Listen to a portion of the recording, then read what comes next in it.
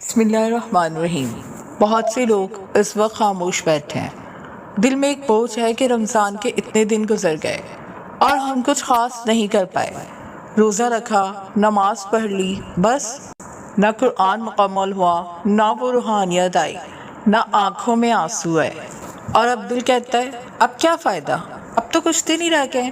لیکن سنیں، رمضان ختم نہیں ہوا۔ جب تک ایک دن بھی باقی ہے، رحمت باقی ہے۔ اللہ تعالیٰ فرماتے ہیں بس نیکیوں میں ایک دوسرے سے آگے بڑھو۔ سورہ البقرہ 2:148۔ اللہ نے یہ نہیں فرمایا کہ شروع کے دنوں میں آگے بڑھو، جس دن جاگو وہی تمہارا آغاز ہے۔ کیا آپ نے کبھی یہ سوچا ہے کہ آپ جب سحری کے وقت نیند توڑ کر اٹھتے ہیں، جب پیاس کے باوجود پانی کا گلاس واپس رکھ دیتے ہیں، جب غصہ آنے کے باوجود خاموش ہو جاتے ہیں، تو اللہ کے نزدیک اس کی قیمت کیا ہے؟ اللہ تعالیٰ فرماتا ہے اے ایمان والوں، تم پر روزے فرض کیے گئے جیسے تم سے پہلے لوگوں پر فرض کیے گئے تھے تاکہ تم متقی بن جاؤ۔ سورہ البقرہ 2:143۔ روزہ صرف بھوک نہیں، یہ دل کی تربیت ہے، یہ نفس کو قابو کرنے کی مشق ہے، یہ اللہ کے لیے اپنے آپ کو روک لینا ہے۔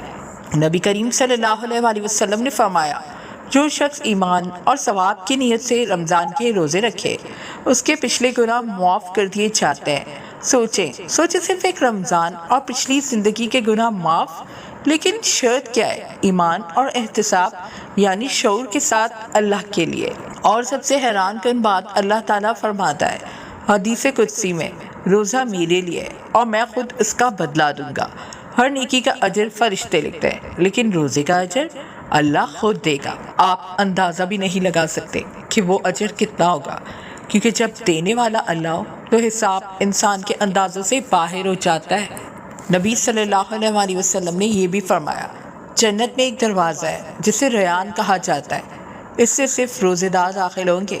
قیامت کے دن اعلان ہوگا روزے دار کہاں ہیں، اور آپ اس صف میں کھڑے ہوں گے، لیکن ایک سوال خود سے پوچھیں کیا ہم واقعی روزہ رکھ رہے ہیں؟ نبی صلی اللہ علیہ وسلم نے فرمایا جس نے جھوٹ بولنا اور اس پر عمل کرنا نہ چھوڑا تو اللہ کے اس کے بھوکا پیاسا رہنے کی کوئی ضرورت نہیں۔ صحیح بخاری 1903۔ اگر ہم روزہ رکھ کر ڈرامے دیکھ رہے ہیں، اگر ہم روزہ رکھ کر نامحرم سے بات کر رہے ہیں، اگر ہماری زبان غیبت میں مصروف ہے، تو کیا یہ وہ روزہ ہے جس کا اجر اللہ خود دے گا؟ روزہ صرف معدے کا نہیں، آنکھوں کا بھی ہے، زبان کا بھی ہے، دل کا بھی ہے۔ رمضان میں ہماری نگاہیں 24 گھنٹے دوسروں کے عیبوں پر ہوتی ہے۔ ایک بات جو ہم ہمیشہ بھول جاتے ہیں وہ یہ ہے کہ ہر انسان ایک ایسی پوشیدہ جنگ لڑ رہا ہے جو ہمیں نظر نہیں آتی۔ وہ آدمی جو مسجد نہیں آتا، شاید وہ کسی ایسی بیماری سے لڑ رہا ہو جو کسی کو نہیں پتا۔ وہ لڑکی جس نے ابھی حجاب نہیں لیا، شاید وہ ہر رات اللہ سے ہمت مانگ رہی ہو اور ابھی سفر کے بیچ میں ہو۔ وہ نوجوان جو رمضان میں بھی سوشل میڈیا پر نظر آتا ہے، شاید اس کے گھر میں کچھ ایسا ہو جو اسے سکون نہ لینے دیتا ہو، یا شاید وہ آن لائن دینی تعلیم حاصل کر رہا ہو۔ وہ انسان جس نے روزہ نہیں رکھا، شاید اس کی صحت اسے اس بات کی اجازت ہی نہ دیتی ہو کہ وہ روزہ رکھ سکے، شاید اس کی طبیعت خراب ہو جاتی ہو، شاید وہ کوئی ایسی دوا کھاتا ہو جس کے بغیر وہ ٹھیک نہ رہ پاتا ہو، جسے چھوڑنا اس کے لیے ممکن نہ ہو۔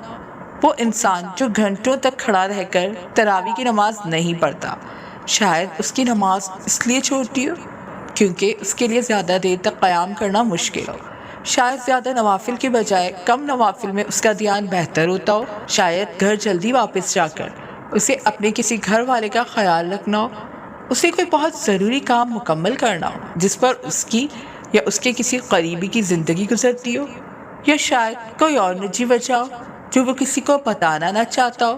پوائنٹ یہ ہے کہ ہم کچھ نہیں جانتے، اور جو ہم نہیں جانتے اس پر ہمیں خاموش رہنا چاہیے، لیکن ہم تو باتیں بنانے لگ جاتے ہیں۔ رمضان کو اللہ کے نزدیک سب سے محبوب کیا بناتا ہے؟ یہ بھوکا رہنا نہیں ہے، یہ لمبی راتوں کی عبادت نہیں ہے، یہاں تک کہ قرآن مکمل کرنا بھی اصل چیز نہیں ہے۔ رمضان اپنے جسم کو بھوکا رکھنے کا نام نہیں ہے، یہ اپنی روح کو قابو میں کرنے کا مہینہ ہے۔ اللہ کو تمہاری بھوک کی ضرورت نہیں ہے، وہ تمہارا دل چاہتا ہے۔ نبی کریم صلی اللہ علیہ وسلم نے فرمایا جو شخص جھوٹی بات اور برے کام چھوڑ نہیں دیتا تو اللہ کو اس کا کھانا پینا چھوڑ دینے کی کوئی ضرورت نہیں۔ صحیح بخاری 1903۔ رمضان تبدیلی کا نام ہے۔ آپ 30 دن روزہ رکھ سکتے ہیں لیکن پھر بھی رمضان سے محروم رہ سکتے ہیں اگر آپ کا کردار ویسا ہی۔ نبی کریم صلی اللہ علیہ وسلم نے فرمایا، قیامت کے دن مومن کے میزان میں اچھے اخلاق سے زیادہ بھاری کوئی چیز نہیں ہوگی۔ ترمذی۔ کوئی چیز بھی نہیں، یہ صرف قرآن پڑھنے کا نام نہیں ہے، یہ صرف صدقہ دینے کا نام نہیں ہے، یہ صرف لمبی دعائیں کرنے کا نام نہیں ہے، یہ صرف ہر رات تراویح پڑھنے کا نام نہیں ہے۔ اصل چیز اچھا اخلاق ہے۔ رمضان اس لیے محبوب ہے کیونکہ یہ ہمیں اخلاق سکھاتا ہے۔ آپ چاہیں تو چھپ کر کھا سکتے ہیں لیکن آپ نہیں کھاتے کیونکہ آپ جانتے ہیں کہ اللہ آپ کو دیکھ رہا ہے۔ یہی اخلاص ہے۔ یہ وہ مہینہ ہے جس میں چھوٹے اعمال بھی بہت بھاری ہو جاتے ہیں۔ ایک خاموش دعا، ایک چھپا ہوا آنسو، ایک خفیہ صدقہ۔ اللہ ان اعمال کو پسند کرتا ہے جو صرف اس کے لیے کیے جائیں۔ نبی کریم صلی اللہ علیہ وسلم نے فرمایا، اللہ کو سب سے زیادہ محبوب وہ اعمال ہیں جو ہمیشہ کیے جائیں، چاہے وہ چھوٹے ہی کیوں نہ ہو۔ بخاری۔ یہ بات نہیں کہ آپ کتنا قرآن ختم کرتے ہیں، بات یہ ہے کہ قرآن آپ کے غرور کو کتنا ختم کرتا ہے۔ یہ ساری رات نماز میں کھڑے رہنے کا نام نہیں ہے، بلکہ اللہ کے سامنے عاجزی کے ساتھ کھڑے ہونے کا نام ہے۔ سب سے محبوب رمضان وہ ہے جو عید کے بعد بھی آپ پر اثر چھوڑ جائے، جب آپ کی نماز بہتر ہو جائے، جب آپ کا اخلاق بہتر ہو جائے، جب آپ کی زبان نرم ہو جائے، جب آپ کا دل اللہ سے زیادہ ڈرنے لگے۔ رمضان اللہ کو اس وقت محبوب ہوتا ہے جب آپ اس سے ویسے نہ نکلیں جیسے آپ اس میں داخل ہوئے تھے۔ صرف روزہ نہ رکھیں، اپنے آپ کو بدل دیں۔ ہم سب جانتے ہیں کہ اکثر ہمارا رمضان عام روٹین کی طرح گزر جاتا ہے۔ روزہ رکھا، افطار کیا، نماز پڑھی اور پھر موبائل، باتیں، نیند۔ نہ دل بدلا، نہ عادتیں بدلی۔ یاد کریں، جب کورونا کا وقت تھا ہمیں ڈر تھا کہ نہ جانے اگلا رمضان ملے گا یا نہیں۔ آج رمضان ہمارے پاس ہے اور ہم پھر بھی غفلت میں، لیکن ابھی بھی دیر نہیں ہوئی۔ نبی کریم صلی اللہ علیہ وسلم نے فرمایا، اللہ کو وہ عمل زیادہ پسند ہے جو ہمیشہ کیا جائے، چاہے کم ہی کیوں نہ ہو۔ صحیح بخاری، صحیح مسلم۔ آپ کو پورا مہینہ کامل نہیں بنانا، آپ کو باقی دن سنوارنے ہیں۔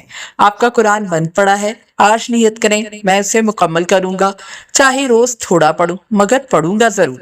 کچھ لوگ کہتے ہیں قرآن سمجھ کر پڑھنا چاہیے، یقیناً سمجھنا بہت ضروری ہے۔ اللہ تعالیٰ فرماتے ہیں، کیا یہ لوگ قرآن میں غور نہیں کرتے؟ سورہ محمد 47:24۔ لیکن اگر سمجھنے کے انتظار میں تلاوت بھی چھوڑ دیں تو مہینہ گزر جائے گا اور ہاتھ خالی رہ جائیں گے۔ جو وقت ہے اس میں پڑھیں بھی، جتنا سمجھ آئے اتنا سمجھیں بھی۔ مکمل انتظار میں سب کچھ ضائع نہ کریں۔ رمضان کے بارے میں نبی کریم صلی اللہ علیہ وسلم نے فرمایا، جب رمضان آتا ہے تو جنت کے دروازے کھول دیے جاتے ہیں اور جہنم کے دروازے بند کر دیے جاتے ہیں۔ صحیح بخاری۔ جب دروازے کھلے ہوں تو دیر کیسی؟ آج سے اپنی روٹین بنا لیں، چاہے 5 دن رہ گئے ہوں، چاہے 10، چاہے 15، آج سے آغاز کریں۔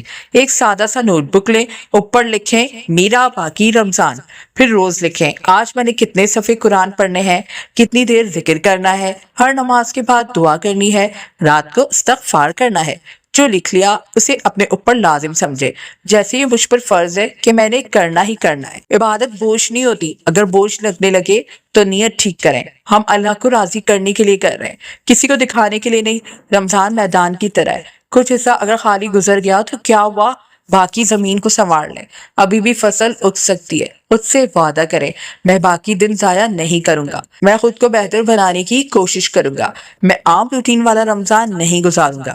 رمضان جا رہا ہے لیکن ابھی گیا نہیں ہے، اٹھ جائیں، قرآن کھول لیں، ہاتھ اٹھا لیں، آج سے بدل جائیں، شاید یہی باقی دن آپ کی مغفرت لکھوا لیں۔ یہ چند دن ہیں، ان دنوں میں اپنی تقدیر لکھوا لیں، شاید یہی رمضان ہماری زندگی بدل دے۔ اگر یہ آپ کے دل کو چھو گیا تو اسے اپنے تک محدود مت رکھیں، اسے کسی تک پہنچائے جو اس سال ایک مختلف رمضان چاہتا ہے۔